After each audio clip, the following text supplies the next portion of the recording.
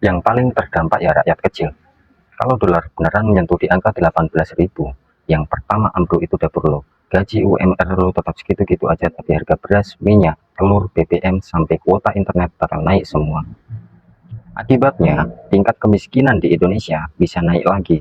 Orang yang tadinya pas-pasan bisa jatuh jadi miskin, yang udah miskin makin nggak bisa makan lagi. Kenapa bisa segawat itu?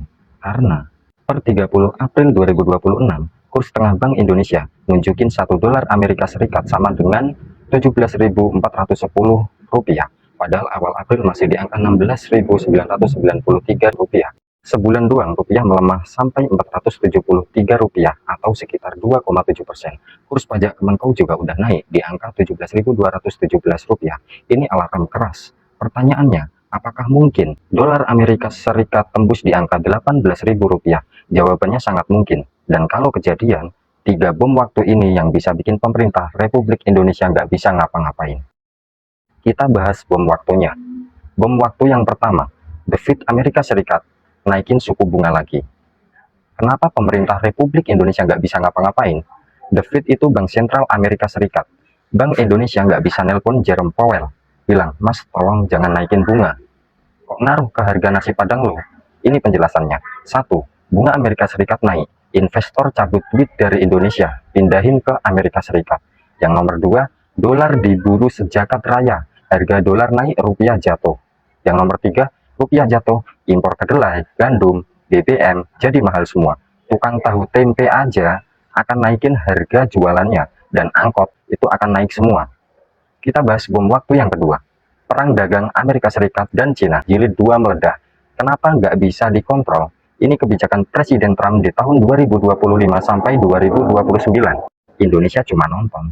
Ada dari kata pakar ekonomi Junair, Prof. Imron Mawardi, faktor global yang cukup panas seperti kebijakan tarif Trump menyebabkan ketidakpastian di pasar global. Kebijakan tersebut berimbas pada penurunan nilai tukar berbagai mata uang, termasuk rupiah kita, Indonesia. Sekarang kita bahas bom waktu yang ketiga.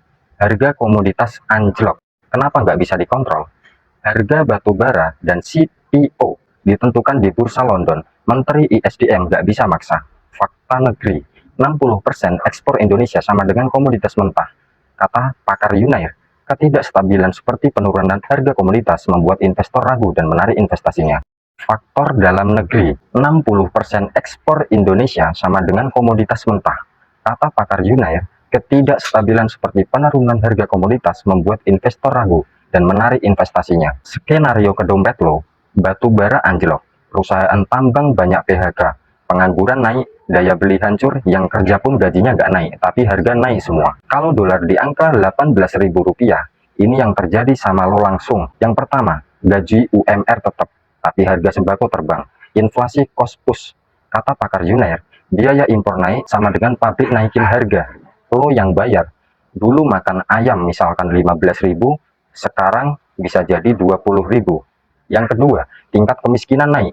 BPS hitung kemiskinan dari pengeluaran. Kalau harga naik tapi gaji tetap, orang yang pengeluarannya per bulan 550.000 bisa jatuh ke bawah garis miskin. Anak putus sekolah makin mengintai di Indonesia. Yang nomor 3, utang negara bengkak, subsidi dipangkas. Ini hitungannya. Data utang luar negeri Indonesia per Maret 2026 di angka 423 miliar dolar. Skenario rugi kurs doang, belum bayar hutangnya.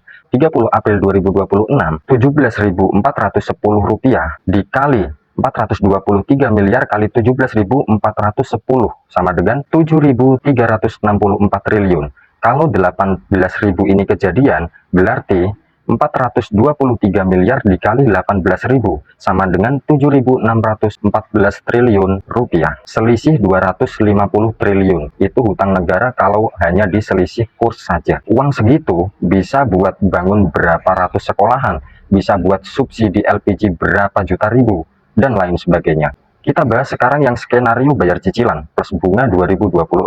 Indonesia harus bayar 72 miliar dolar tahun ini. Kesimpulannya, dolar di angka 18.000 rupiah bukan hoak, tapi alarm buat rakyat kecil. 3 bom waktu di atas itu faktor eksternal. Bank Indonesia bisa intervensi. Kalau dunia kompak ngamuk, rupiah nggak kuat. April 2026 aja udah naik 2,7%. Butuh 3,3% lagi buat ke 18.000 rupiah. Bisa kejadian 1-2 bulan kalau ada krisis. Jadi siap-siap, bukan nakut-nakutin. Ini data yang paling mendekati kalau 18.000 kejadian itu kita rakyat yang gajinya UMR bahkan mampus.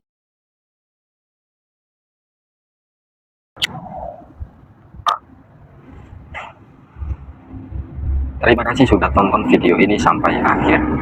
Yang gua omongin di video gua sebelumnya bukanlah opini gua, melainkan data. Ini bukan nakut-nakutin lo, ini adalah data. Dan yang perlu kita lakukan adalah sadar kalau kita hidup di Indonesia, kita sedang berada di posisi genting.